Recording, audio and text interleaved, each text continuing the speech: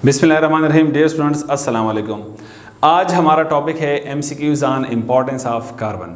पिछले लेक्चर में आपने इम्पोर्टेंस ऑफ कार्बन पढ़ा कि कार्बन किस तरीके से इम्पॉर्टेंट है हमारे बॉडी के अंदर और कार्बन क्या बनाता है, हाइड्रोकार्बन्स बनाता है और वो उन हाइड्रोकार्बन्स की बनावट कैसे होती है, उन हाइड्रोकार्बन्स का ब्रेकडाउन कैसे होता है।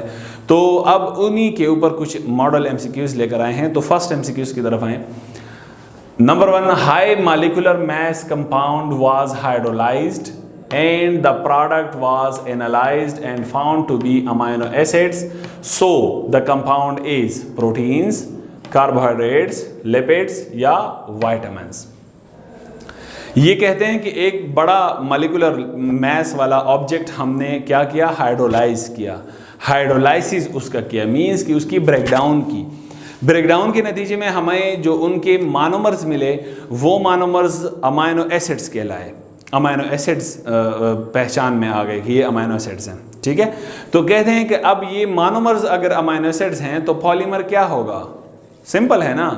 सो correct option for MCQs number 1 is proteins, क्योंकि हमने पिछले लेक्चर में पढ़ा है कि प्रोटीन्स के मानोमर्स अमाइनो एसिड्स हैं। अगर प्रोटीन्स को तोड़कर उससे अमाइनो एसिड्स हासिल होता है तो ये प्रोटीन ही है ना। Next, starch is hydrolyzed and rehydralyzed. The monomer will be कौन सा, amino acids, glucose, fructose, fatty acid. यहां पर आपको दो तरीकों से कंफ्यूज किया जा रहा है। पहली बात तो ये कि इन्होंने बात की है कि स्टार्च की, कि स्टार्च इज हाइड्रोलाइज्ड एंड रीहाइड्रोलाइज्ड। इसका मतलब है कि इसकी हाइड्रोलिसिस 2 दफ़ा हुई है। दूसरी जो आपको कंफ्यूज कर रहे हैं, यहाँ पे उन्होंने ऑप्शन अमाइनो एसिड का दिया है और फैटी एसिड का दिया है। आपको तो पता है वो तो इसमें आ ही नहीं सकते। लेकिन जो दो चीज़ें हैं ग्लूकोज और फ्रक्टोज, अब सवाल यहाँ पर ये है कि इनमें से कौन सा होगा, ग्लूकोज होगा या फ्रक्टोज होगा। तो अगर आपने सेल वॉल पढ़ी है, सेल वॉल में मैंने आपको बताया था कि सेलुलोज जो है वो ग्लूकोज का एक लॉन्ग चेन होता है और जो प्लांट्स स्टार्च स्टोर करते हैं वो स्टार्च भी ग्लूकोज के लॉन्ग चेन होते हैं। ग्लूकोज का स्टोरेज फॉर्म स्टार्च होता है, ना कि फ्रक्टोज का।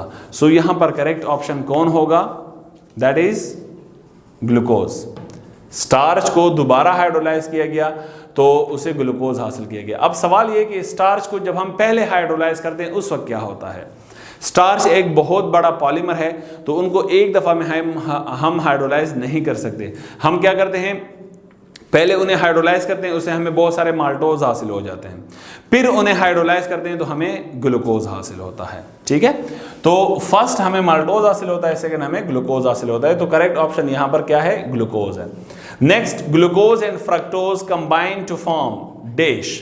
ग्लूकोज और फ्रक्टोज मिलकर क्या बनाते हैं, कौन सा पॉलीमर बनाएंगे, माल्टोज बनाएंगे, लैक्टोज या सक्रोज या starch.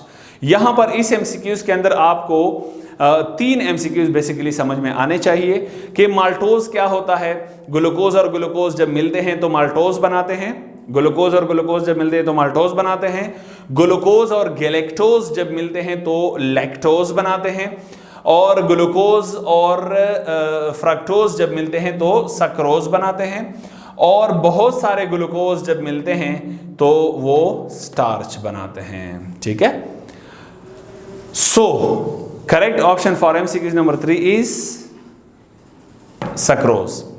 Next MCQs number 4, the bond between 2 monosaccharide is peptide, glycosidic, Easter या hydrogen bond.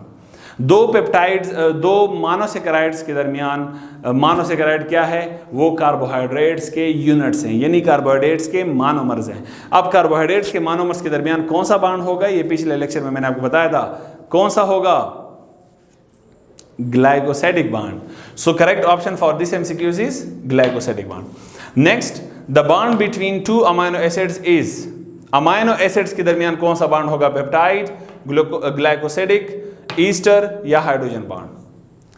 Peptide amino acid क्या है, वो प्रोटीन का मानोमर है और मैंने आपको बताया था कि प्रोटीन के मानोमर्स का आपस में कम्बिनेशन से उनके कंबाइन होते वक्त जो बॉन्ड बनता है, that bond is known as peptide bond. So correct option for MCQ number 5 is peptide bond. Next MCQ number 6, monomers of lipids या फैट्स आर कौन से हैं, fatty acid, glucose, glycerol both A and C।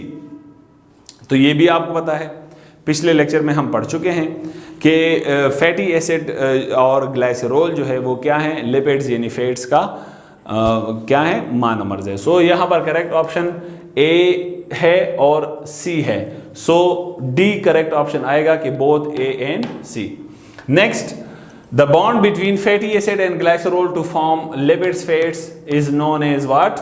कौन सा होगा? Peptide, glycosidic, ester, none. अब आपको अच्छी तरह पता है, अगर कंफ्यूजन कभी हो तो आपको पता है कि पेप्टाइड प्रोटीन्स के दरमियान है, अमाइनो एसिड्स के दरमियान है, ग्लाइकोसिडिक्स जो है वो मोनोसैकेराइड्स के दरमियान है। अब कौन रह गया पीछे? ईस्टर रह गया। तो ईस्टर जो है वो फैटी एसिड और ग्लाइसरॉल के दरमियान है। सो correct option for this MCQs is Easter. Next, sucrose plus water, ये बनाते हैं क्या चीज? ग्लूकोज। यानी मींस के सक्रोज की हाइड्रोलिसिस क्या बनाता है? ग्लूकोज और dash, glucose, lactose, fructose, galactose. तो ये पिछले एमसीक्यूज में भी आप पढ़ चुके हैं कि जो है कौन कौन मिलकर सक्रोज बनाता है? ग्लूकोज और फ्रक्टोज मिलकर सक्रोज बनाते हैं। अब जब इसी सक्रोज की हम ब्रेक डाउन करेंगे तो हमें वापस भी क्या मिलेगा? ग्लूकोज और फ्रक्टोज मिलेगा ना। So correct option for this MCQs is fructose. Next, hydrolysis means splitting of dash, proteins, water, carbohydrates, none. Simple सी बात है, हाइड्रोलिसिस जो है वो स्प्लिटिंग ऑफ वाटर है। Nucleotides are monomers of proteins, carbohydrates, lipids and nucleic acid. बाज़ औक़ात ऐसे होता है कि हमें एक एमसीक्यूज का आंसर अगर नहीं भी पता होता तो हम उसके ऑप्शन के बारे में सोचें, उनके ऑप्शन के बारे में सोचते हैं कि कौन सा किसका है। अब देखें, जिस तरह प्रोटीन्स जो है, प्रोटीन्स का मोनोमर अमाइनो एसिड्स है, कार्बोहाइड्रेट्स का मोनोमर मोनोसैकेराइड्स हैं, लिपिड्स का मोनोमर फैटी एसिड और ग्लाइसरॉल है। सो इसका मतलब है कि ये तीनों तो ऑप्शन से निकल गए, तो कौन रह गया पीछे? Nucleic acid. सो न्यूक्लियोटाइड्स जो है वो न्यूक्लिक एसिड का क्या है? मोनोमर है। डियर स्टूडेंट्स, आपने इंपॉर्टेंस ऑफ कार्बन के ऊपर कुछ मॉडल एमसीक्यूज पढ़े। Thank you so much. Allah Hafiz.